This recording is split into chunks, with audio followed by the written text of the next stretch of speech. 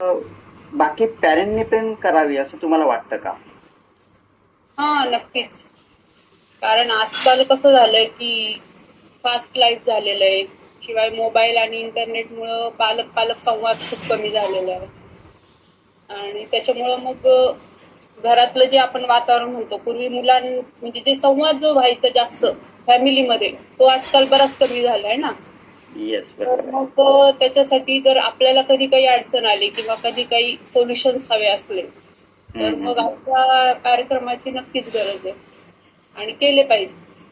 Okay, okay, okay.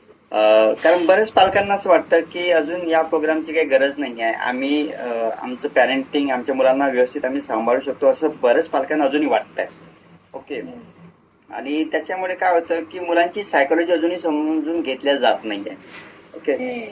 आणि मग काय होतं की आज आपण बघतोय पालक आणि मुलं यांच्यामधला दुरावा वाढत चाललेला आहे. हम्म.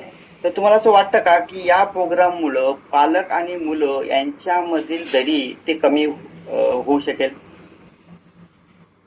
हो, होऊ शकेल. कारण मग आपलं आता तुम्ही जशा टिप्स दिल्या की मुलांचं रोल मॉडेल कसं बनायचं, त्यांच्याबरोबर इमोशनल अटॅचमेंट कशी वाढवायची, हळूहळू त्यांच्या सवयी कशा बदलायच्या किंवा मग त्यांना गोल सेटिंग मध्ये कशी मदत करायची.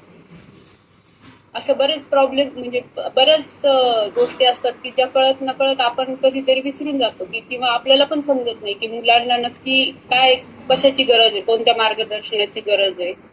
बरोबर तर आहे. अशा गोष्टी क्लिअर झाल्या. अच्छा, अच्छा. Okay, okay.